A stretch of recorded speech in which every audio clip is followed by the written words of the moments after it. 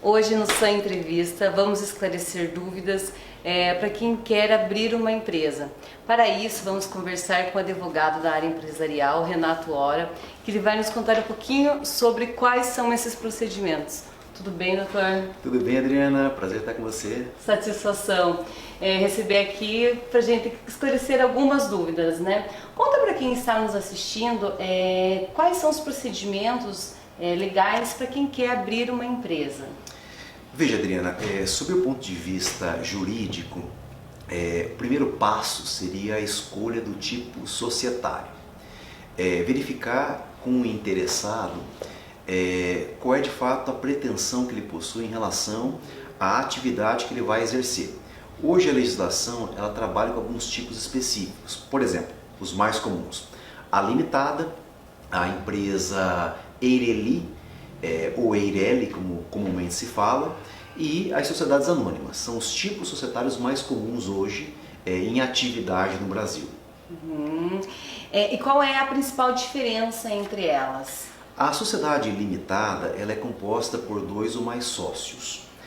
Se fala que é limitada porque a responsabilidade dos sócios está limitada ao capital social estabelecido por eles. O capital social é o valor inicial da sociedade, que é para viabilizar o início da atividade empresarial. Em função desse capital social, que é estabelecido pelos sócios, por ocasião da constituição da empresa, a limitação de responsabilidade pessoal dos sócios fica adstrita, limitada a esse valor estabelecido. Enquanto que a EIRELI é um tipo empresarial constituído por apenas um empresário. É uma empresa individual, que também tem a responsabilidade limitada à integralização do capital social. A lei estabelece um valor mínimo de capital social que deve ser integralizado, nesse caso são 100 salários mínimos. Enquanto que as sociedades anônimas são corporações que não comportam sócios, e sim acionistas, que também tem uma responsabilidade limitada ao valor que é integralizado a título de ação. Elas podem ser sociedades com capital aberto ou fechado, depende do interesse das sociedades em si, né? É muito comum esse terceiro tipo de sociedade entre as cooperativas e instituições financeiras, como bancos, por exemplo. Tá, e feito assim a definição, né, do qual vai ser o tipo societário, qual que é o próximo procedimento? É de suma importância que a sociedade, que os sócios redigam com muito primor, com muito cautela, o contrato social. Na prática, hoje em dia, o que se vê são contratos sociais padrões, né? Modelos padrões de contrato social, o que é um grande problema. Por quê?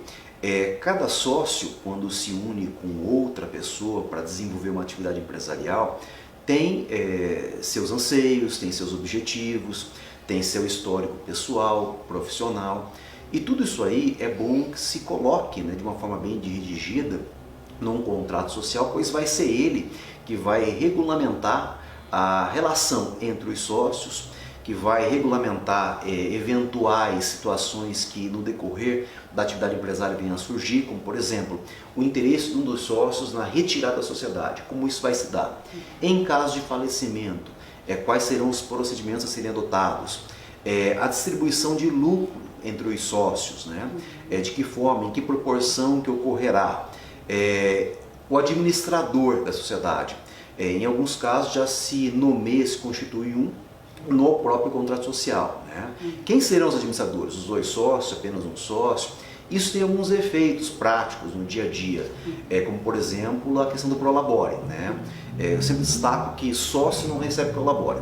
Quem recebe prolabore é o administrador, é aquele que trabalha para a sociedade. O sócio recebe divisão de lucros e dividendos. Interessante isso, né? E com relação, uma dúvida também, né? Com relação aos bens desses sócios. Você explica um pouquinho mais pra gente sobre isso? Hoje nós temos a figura da personalidade jurídica da empresa, né? Em alguns tipos societários, como é o caso desse que eu citei, as empresas limitadas, a EIRELI e as sociedades anônimas, o patrimônio pessoal dos sócios não se confunde com o patrimônio da empresa, da sociedade. São coisas distintas, coisas né? completamente distintas. Em regra, eventuais dívidas da sociedade não comunicam com o patrimônio dos sócios. Existe esse princípio da personalidade jurídica da empresa, ou seja, é uma divisão de patrimônios. Uma coisa é o patrimônio da sociedade, outra coisa é o patrimônio pessoal dos sócios. Em casos excepcionais, provadas algumas hipóteses previstas em lei, como é o caso de fraude, excesso de mandato, entre outras hipóteses legais, aí sim as dívidas da sociedade poderiam ser exigidas do patrimônio pessoal dos sócios. Mas é a exceção. A regra é que o patrimônio do sócio é preservado. Ele não responde pelas dívidas da sociedade. Bom, hoje uma coisa que se fala muito é sobre o hold, né? O que seria isso? Fala um pouquinho mais sobre esse tema pra gente. Então, esse é um termo que não se encontra na legislação. Fica mais a nível doutrinário, jurisprudencial, é uma forma societária. Em regra, a holding é uma empresa controladora, gestora. Então assim, trazendo numa situação prática, né, um exemplo prático. Imaginemos 4 ou 5 empresas que pertencem a uma família, tá? Cada qual com um sócio em ramos diferentes de atividade, e de repente essa empresa deseja constituir uma empresa gestora, uma controladora. Então eles constituem uma holding. Essa holding, em regra, ela tem uma participação societária, né, em cada uma dessas demais empresas, que seriam as empresas controladas, e ela seria a controladora. Então ela exerceria uma função de gestão perante essas empresas. E a partir desse momento, ela como controladora e participante do capital social dessas demais empresas, nela estaria centrado o poder de administração. Tá? Isso tem algumas facilitações, né? Porque se centra numa única empresa, eventualmente num complexo de empresas pertencentes a um grupo, toda a gestão, toda a administração. Há casos também em que se concentra o patrimônio nessas empresas. E a partir daí se trabalha com ideias de proteção patrimonial, planejamento sucessório, né?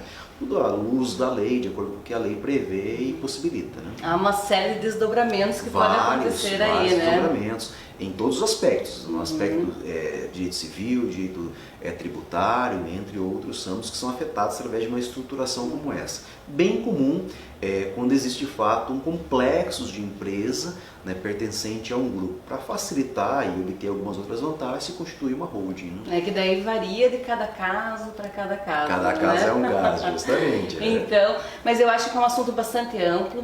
Eu acho que hoje a gente conseguiu explicar o básico, né, informações assim, essenciais para quem está abrindo o empreendimento. Gostaria de agradecer, Dr. Renato, sua presença aqui e deixar já um convite para uma próxima entrevista. Foi um prazer ser recebido por você, Adriana.